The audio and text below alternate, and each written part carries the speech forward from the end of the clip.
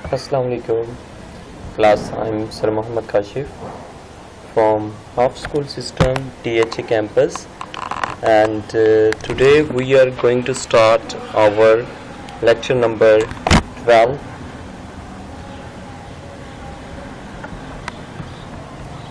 and today we are also going to start our new chapter number 4, structure of molecules. बेटा सबसे पहले जो question mind में आता है वो ये है कि सर मॉलिक्यूल्स क्या होता है। अब बेटा मैं आपको मॉलिक्यूल्स के बारे में बताता चलूं।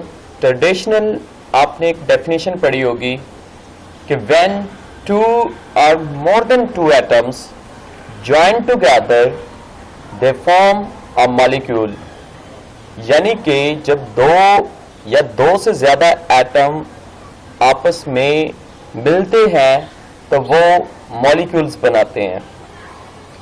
बट लेकिन ये डेफिनेशन बेटा हर जगह सेटिस्फाई नहीं कर रही होती। For example argon, argon is a noble gas. It is an atom, but it is also a molecule. Why? यहाँ पे तो बेटा कोई एटम ज्वाइन नहीं हुए, ये तो एक सिंगल एटम भी है लेकिन इसको मॉलिक्यूल भी कहते हैं। सो क्वेश्चन पैदा होता है कि इसको मॉलिक्यूल फिर क्यों कहते हैं। तो इट मीन मॉलिक्यूल की डेफिनेशन कुछ और है, क्योंकि आपने पढ़ा होगा कि मॉलिक्यूल की जो टाइप्स होती हैं वो मोनोएटॉमिक मॉलिक्यूल होते हैं, डाईएटॉमिक होते हैं। तो बेटा मोनोएटॉमिक से क्या मीन होता है कि जिसमें एक एटम होता है। तो इट मीन्स एटम के ज्वाइन करने से मॉलिक्यूल बनता है, दिस इज गुड। लेकिन ये डेफिनेशन हर जगह सेटिस्फाई नहीं होती, क्योंकि मोनोएटॉमिक मॉलिक्यूल में जस्ट एक ही एटम होता है और उसको ही हम मॉलिक्यूल कह रहे होते हैं। तो बेटा मॉलिक्यूल की जो डेफिनेशन है वो ये है कि an atom or group of atom, कि वो एक एटम भी हो सकता है या ग्रुप ऑफ एटम भी हो सकते हैं, which can exist independently. Exist का मतलब होता है बेटा रह सके, इंडिपेंडेंटली आजाद रह सके। अगर कोई एटम आजाद रह सकता है तो वो एटम भी है और मॉलिक्यूल भी है। तो बेटा आर्गन जो है वो एक ऐसा एटम है जो आजाद रह सकता है। That is why argon is an also an atom and it is also an molecule. लेकिन आज हम बड़े तफसील से पढ़ेंगे बेटा कि कोई भी टू एटम क्यों ज्वाइन होते हैं। अब देखिए फिर बेटा कि जो हमारे पास हाइड्रोजन है ये आजाद नहीं रह सकता। अब ये किसी दूसरे के साथ सिमिलर किसी दूसरे एटम के साथ अगर मिल जाता है, हाइड्रोजन के साथ मिल जाता है, तो ये क्या बन जाएगा, H2 बन जाएगा। और H2 क्या होगा, मॉलिक्यूल होगा, क्योंकि अब H2 की फॉर्म में ये आजाद रह सकता है। तो that is why H2 is a molecule बेटा। अब देखते हैं कि ये क्यों मिलते हैं, इनकी क्या रीजन है। ये तमाम तर बेटा इसी चैप्टर में हम डिस्कस करने लगे हैं। Forces responsible for binding the atom, यानी कि वो फोर्सेस जो एटम को आपस में बाइंडिंग करती हैं। बाइंडिंग मीन बेटा जोड़ देती हैं। जस्ट लाइक दिस, इस एग्जाम्पल में देखें तो ये कोई फोर्स थी इन दो हाइड्रोजन को, जिस फोर्स ने आपस में जोड़ दिया है और उस फोर्स ने क्या बना दिया है, H2 बना दिया है। उस फोर्स को हम केमिकल फोर्सेस या फिर केमिकल बॉन्ड का नाम देते हैं। वो फोर्सेस जो दो एटम को आपस में बाइंडिंग कर देती हैं, जोड़ देती हैं, उन फोर्सेस को हम केमिकल फोर्सेस या केमिकल बॉन्ड्स भी कहते हैं।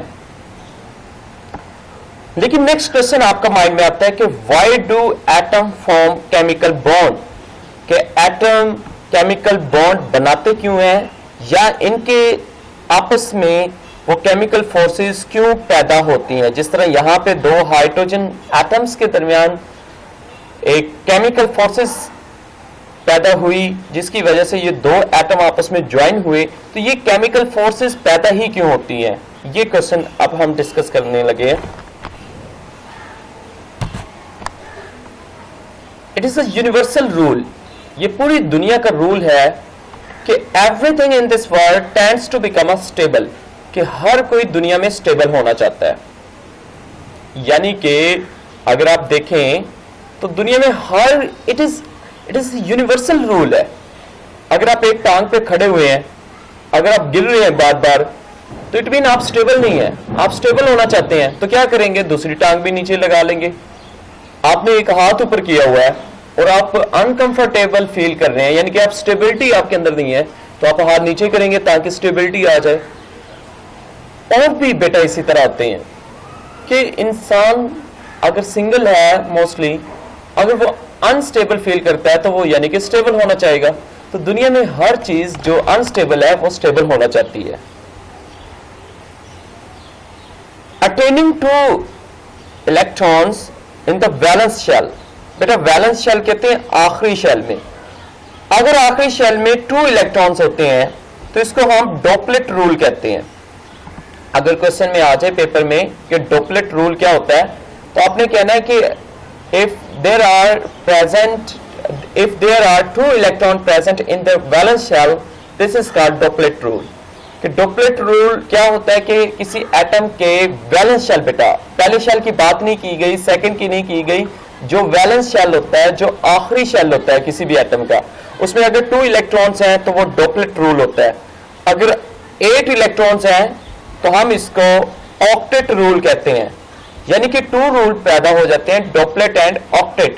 हर कोई एटम स्टेबल होने के लिए चाहता है कि वो उसके पास या तो डॉपलेट रूल हो या ऑक्टेट हो, यानी कि उसके आखिरी शेल में या 2 इलेक्ट्रॉन्स हो या 8 हो तो वो स्टेबल है।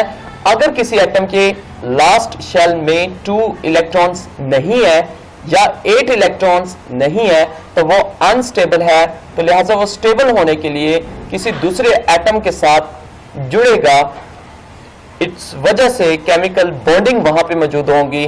तो दैट इज वाई कि वो एक बॉन्ड या फोर्स के जरिए वो आपस में मिलके कोई मॉलिक्यूल बनाएगा। सो बेटा होप सो कि आपको इसकी समझ आ गई होगी। नेक्स्ट इसी तरह के एक और शॉर्ट क्वेश्चन पेपर में आता है, why noble gases are non reactive, कि नोबल गैसेस जो होती हैं वो नॉन रिएक्टिव क्यों होती हैं, यानी कि वो क्यों नहीं किसी के साथ रिएक्शन करती।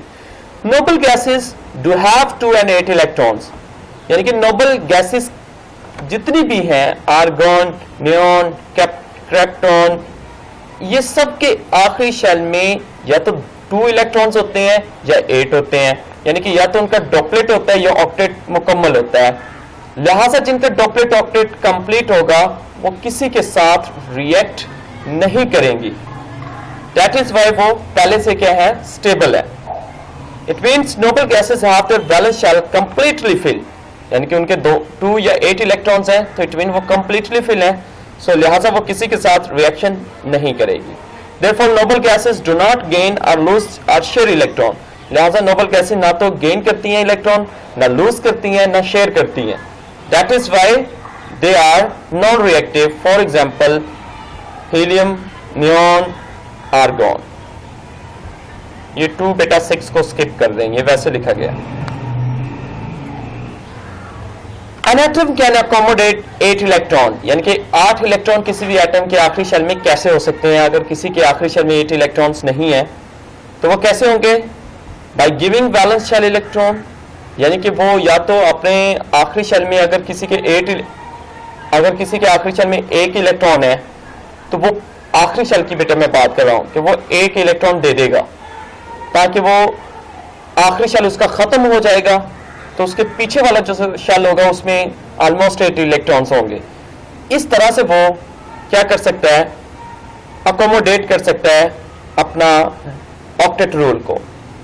या वो क्या कर सकता है, गेनिंग इलेक्ट्रॉन। अगर किसी एटम के आखिरी शेल में 7 इलेक्ट्रॉन्स हैं तो वो क्या करेगा, 1 इलेक्ट्रॉन कहीं से गेन कर लेगा, लिहाजा उसके कंप्लीट हो जाएंगे। या गेन करने से, या फिर क्या करते हैं, गिविंग यानी कि लूज करने से, या फिर तीसरी चीज होती है बेटा शेयरिंग ऑफ इलेक्ट्रॉन्स, ये इलेक्ट्रॉन को शेयर करने से वो अपना ऑक्टेट और डुप्लेट रूल अकोमोडेट कर सकता है, हासिल कर सकता है। Next question is that what is a chemical bond? Already बेटा बता चुका हूं, the force of attraction between atom that hold them together in a substance या इन अ मॉलिक्यूल, कि यानी कि वो फोर्स जो दो एटम को आपस में बाइंडिंग करती है, जोड़े रखती है, उस अट्रैक्शन की फोर्स को हम केमिकल बॉन्ड कहते हैं। इन अदर वर्ड्स, दूसरे अल्फाज में, during bond formation there is some force which hold them together, कि जब बॉन्ड बनता है, जिस तरह लास्ट टाइम बेटा मैंने आपको बताया कि ये H और H आपस में मिले तो H2 बना, यानी कि H और H के दरमियान अब जो फोर्स पैदा हो चुकी है, इस फोर्स ऑफ अट्रैक्शन को हम केमिकल बॉन्ड कहते हैं।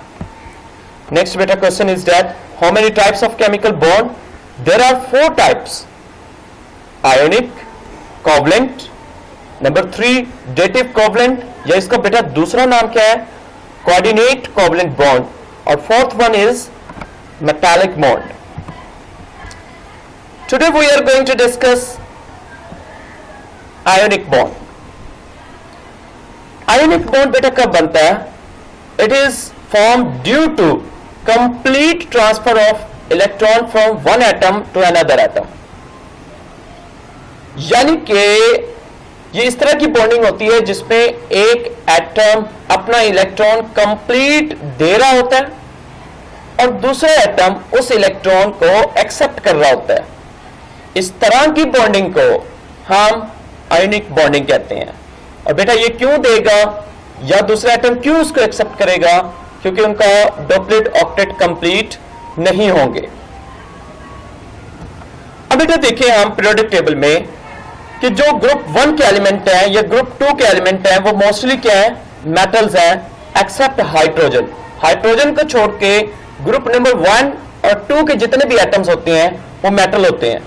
और मेटल क्या काम करती हैं? मेटल इजीली अपना इलेक्ट्रॉन लूज कर सकती हैं और वो पॉजिटिव आयन बन सकती हैं। यानी कि पॉजिटिव आयन बनता कैसे है कि जब वो अपना एक इलेक्ट्रॉन लूज कर देता है तो वो पॉजिटिव आयन बन जाता है। जबकि अगर हम बात करें ग्रुप नंबर 15 टू 17 की, तो ग्रुप नंबर 15 टू 17 में क्या है कि वो ज्यादातर नॉन मेटल होती हैं। यानी कि ग्रुप नंबर 15 में जितने भी एलिमेंट हैं और ग्रुप नंबर 17 में जितने एलिमेंट हैं वो सब के सब क्या है, नॉन मेटल है और वो इलेक्ट्रॉन को एक्सेप्ट कर लेती हैं। क्यों एक्सेप्ट करके वो नेगेटिव आयन बनाती हैं। अब बेटा देखें कि जब एक तरफ पॉजिटिव आयन बनेगा, एक तरफ नेगेटिव आयन बनेगा, तो उनके दरमियान क्या आ जाएगी, अट्रैक्शन आ जाएगी। फॉर एग्जांपल मैं एग्जांपल ले लेता हूं। एक तरफ बेटा मेरे पास है सोडियम और एक तरफ है बेटा मेरे पास क्लोरीन। सोडियम बेटा मेरे पास ग्रुप नंबर 1 का एलिमेंट है, यानी कि ये मेटल है। सोडियम क्या है, मेटल है। और जबकि बेटा क्लोरीन क्या है मेरे पास, ये एन मीन नॉन मेटल है। ठीक है, सोडियम का एटॉमिक नंबर 11 होता है बेटा। इट मीन सोडियम के अंदर 11 इलेक्ट्रॉन्स होते हैं। क्लोरीन का एटॉमिक नंबर बेटा 17 होता है, तो इट मीन इसके अंदर 17 इलेक्ट्रॉन्स होते हैं। आप कॉन्फ़िगरेशन देखें बेटा सोडियम की, तो सोडियम के सबसे पहले न्यूक्लियस आ जाएगा। न्यूक्लियस में प्रोटॉन कितने होंगे, यानी कि उसका एटॉमिक नंबर 11 है तो उसमें 11 ही प्रोटॉन होंगे। अगर 11 प्रोटॉन है तो इट मीन इसमें इलेक्ट्रॉन कितने होंगे, 11 होंगे। तो बेटा फर्स्ट शेल में कितने इलेक्ट्रॉन्स आ जाएंगे, 2, क्योंकि फर्स्ट शेल में मैक्सिमम 2 इलेक्ट्रॉन्स आ सकते हैं। हमने इलेक्ट्रॉनिक कॉन्फ़िगरेशन में पढ़ा था 2n का स्क्वायर फार्मूला इसके लिए यूज होता है। सेकंड शेल में बेटा कितने आ सकते हैं, मैक्सिमम 8 इलेक्ट्रॉन्स। तो सोडियम के पास 8 हैं, यस, यहां पे 8 आ जाएंगे।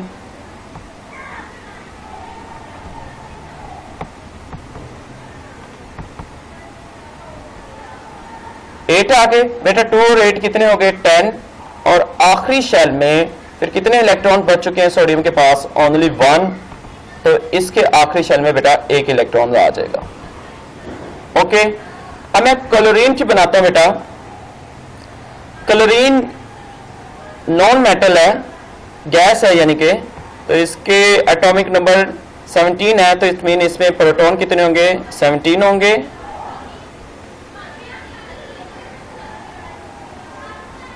और इसकी इलेक्ट्रॉनिक कॉन्फ़िगरेशन करें तो पहले शेल में बेटा 2 इलेक्ट्रॉन्स,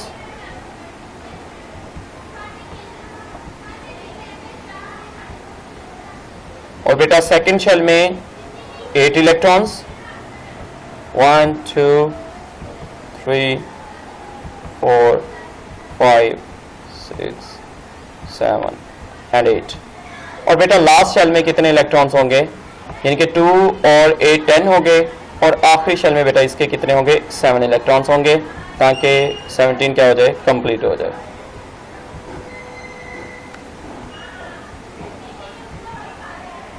अब बेटा इस पे थोड़ा सा गौर फिक्र करें कि सोडियम के आखिरी शेल में 1 इलेक्ट्रॉन है, तो इसका ना तो डॉपलेट कंप्लीट है ना ऑक्टेट कंप्लीट है। क्लोरीन के आखिरी शेल में बेटा 7 इलेक्ट्रॉन्स हैं, इसका भी बैलेंस, आखिरी शेल की बेटा बात होती है ऑक्टेट डॉपलेट देखने के लिए, इसका भी अनकंप्लीट है। ये मेटल है तो बेटा ये इलेक्ट्रॉन लूज करना चाहेगी, यानी कि आखिरी शेल में इलेक्ट्रॉन देना चाहेगी, तो सोडियम 1 इलेक्ट्रॉन आखिरी में निकालेगा। बेटा ये सोडियम है, तो ये जैसे ही इलेक्ट्रॉन निकालेगा तो ये सोडियम पॉजिटिव आयन बन जाएगा।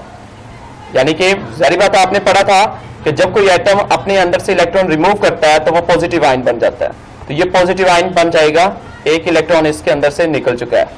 अब ये जो इलेक्ट्रॉन निकला है, ये क्लोरीन क्या करेगी? इस इलेक्ट्रॉन को एक्सेप्ट कर लेगी। ये क्लोरीन ऐसे पड़ी हुई है बेटा, क्योंकि क्लोरीन को 1 इलेक्ट्रॉन की जरूरत है, क्योंकि उसके आखिरी शेल में 7 इलेक्ट्रॉन है, तो वो जो इलेक्ट्रॉन उसने स्किप किया, निकाला है सोडियम ने, ये उसको एक्सेप्ट करेगी, गेन करेगी।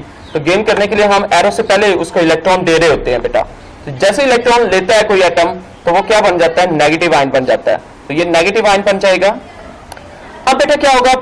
सोडियम पॉजिटिव आयन और क्लोरीन नेगेटिव आयन के दरमियान बेटा अट्रैक्शन हो जाएगी, यानी कि सोडियम पॉजिटिव आयन है और क्लोरीन नेगेटिव आयन है, तो there will be a force of attraction between the sodium and chlorine and they will form a ionic bond बेटा। तो देखिए बेटा, सोडियम पॉजिटिव बन चुके हैं, क्लोरीन नेगेटिव आयन बन चुका है, तो इनके दरमियान फोर्स ऑफ अट्रैक्शन है। जब ये मिलेंगे तो ये क्या बन जाएगा? NaCl बन जाएगा बेटा, यानी कि सोडियम क्लोराइड बन जाएगा।